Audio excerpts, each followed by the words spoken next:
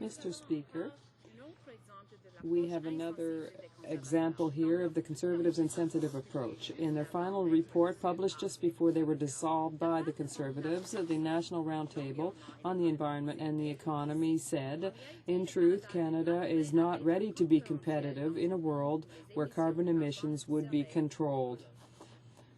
Why are the Conservatives choosing to put our jobs and economy at risk by ignoring climate change?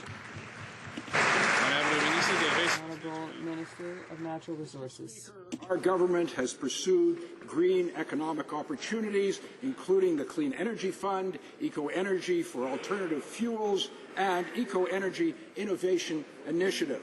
Unlike the NDP, we will not impose a job-killing carbon tax that would increase the cost of gas, of groceries and electricity. The NDP leader plans to raise $21 billion through his new tax, which will cost Canadian families $1,500 over the next 4 years. The honourable member for Halifax. How many times they repeat the same fib, it's not magically going to come true. Mr. Speaker, they're embarrassing themselves. And what we know is clear. The Conservatives...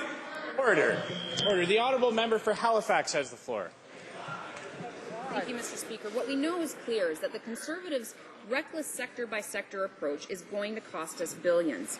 And waiting to reduce emissions is going to cost all of us. The National Roundtable estimates that by rejecting a practical, economy-wide approach to tackling climate change, it could cost Canada $87 billion by 2050. So why are the Conservatives locking Canada into an approach that kills jobs and hurts our economy? The Honourable Minister of the Environment. Well, Mr. Speaker, as my colleague knows, there are different approaches to climate change. The Liberals tried to talk it away and then campaigned... Order. The Honourable Minister of the Environment has the floor. As I was saying, Mr. Speaker, the Liberals tried to talk climate change away and then campaigned on a $15 billion carbon tax. Now the NDP would pick the pockets of Canadian taxpayers with a $21 billion carbon tax, which would increase the price of everything. And then, Mr. Speaker, there's our government's plan to responsibly regulate and actually reduce greenhouse gas emissions without disruption of our economy or imposing a heavy financial burden on Canadians. Thank you.